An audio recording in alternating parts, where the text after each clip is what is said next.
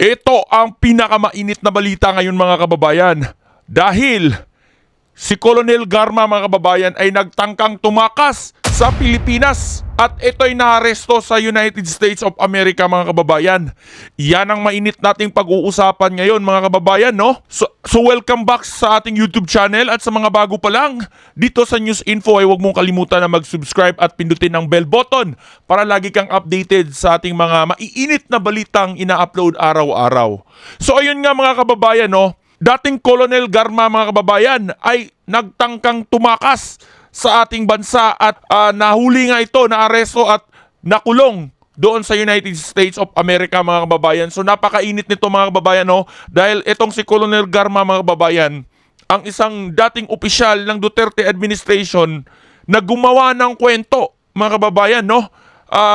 Si dating Pangulong Duterte ay kanyang siniraan at sinabing may reward system di umano sa Duterte administration mga kababayan at doon sa drug war mga kababayan, no? At isiniwalat nga niya sa House Quadcom mga kababayan na di umano'y siya'y tinawagan ni President Duterte para maghanap ng mga opisyal na pwedeng i-implement yung EJK mga kababayan, no? At yun nga mga kababayan ay agad namang itinanggi ni dating President Rodrigo Duterte at yun nga ay galit na galit si dating President Duterte dahil matapos itong pagkatiwalaan ay ito siniraan ang dating Pangulo mga kababayan. At yun nga nung humarap si dating Pangulong Duterte sa Senate hearing ay itinanggi ito ni Pangulong Duterte. At sinabing puro kasinungalingan lamang ang mga isiniwalat ni dating Colonel Garma mga kababayan. At ngayon nga ay tumakas itong si dating Colonel Garma mga kababayan at ito'y naaresto sa United States of America. Panoorin natin ito mga kababayan. Ng Department of Justice o DOJ na inaresto at nakakulong sa San Francisco, California, USA si dating Police Colonel Roy. Naresto at nakakulong ngayon mga kababayan. Good news ba ito mga kababayan o nakarma? Ang karma talaga mga kababayan, no, napakabilis mga kababayan. Kaya nga itong si Garma ngayon ay Hemas Rehas. Garma noong November 7. Ayon sa DOJ, ipinag-utos na ni Secretary Crispin Boying Remulla kay Immigration Commissioner Joel Viado na asikasuhin ang pagpapauwi kay Garma dito sa bansa. Dagdag pa ni Remulla, nagtitiwala silang makikipagtulungan pa rin si Garma sa lahat ng nagpapatuloy na investigasyon. Ito mga kababayan, no, ayon kay Department of Justice Secretary Crispin Remulla ay tiwala daw silang makikipagtulungan ulit.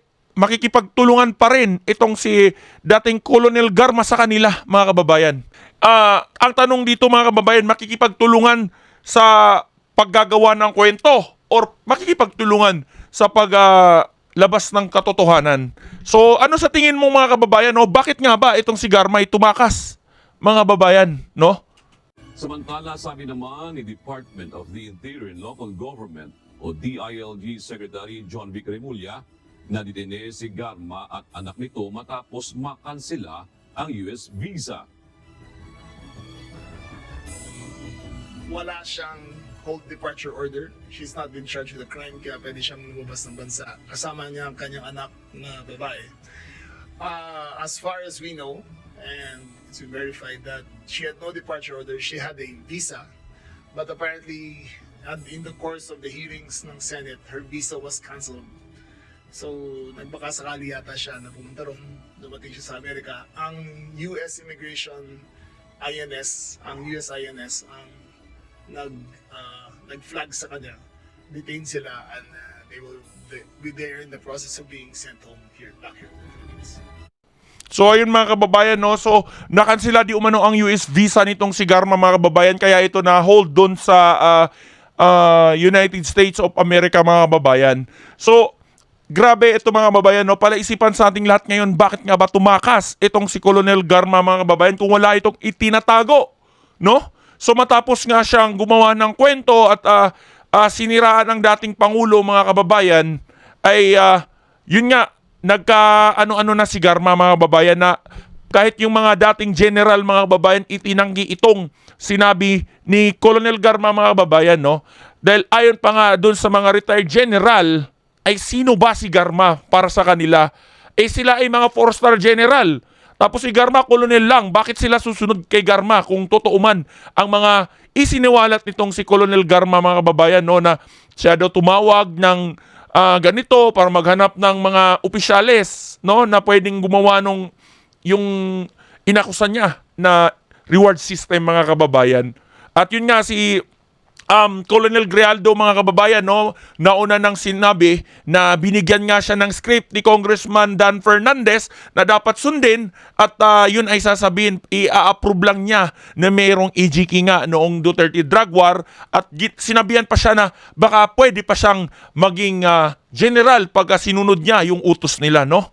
So, sino bang may kapangyarihan na pwedeng magbigay nung ganun, mga kababayan, no? So, syempre, yung opisyal na nasa mas mataas na posisyon, no, na gustong siraan ang dating Pangulo. Gustong siraan ang pangalan ng mga Duterte, mga kababayan. So, sa tingin mo, mga kababayan, bakit nga ba tumakas itong si Garma? Guilty nga ba siya sa mga sinasabi niya? O nakonsensya na ba siya, mga kababayan, dahil siniraan niya si dating Pangulong Duterte na siya'y nirespeto at binigyan ng napakagandang posisyon noong Duterte administration? Nakalabas ng bansa pero naharang sa airport sa Amerika si Royina Garma, ang dating police colonel na nagbunyag sa umunoy reward system sa giyera kontra droga ng Administrasyong Duterte. Inaasikaso na raw ang pagpapauwi kay Garma sa Pilipinas at oras na mangyari yan, aalukin daw siya ng Justice Department na maging state witness. Nakatutok si Tina Aalukin daw siya ng maging state witness, mga kababayan, no? Bakit nga ba talaga, mga kababayan, na something fishy talaga sa mga pangyayari ngayon, mga kababayan, no? Si Garma matapos magsabi ay itinanggi ito ni dating Pangulong Duterte at ngayon ay tumakas, mga kababayan, no? At ngayon ay sinabi ni DOJ Secretary Remulla na pwede pa siyang gawing state witness. Paghayag ngayon ng Department of Interior and Local Government.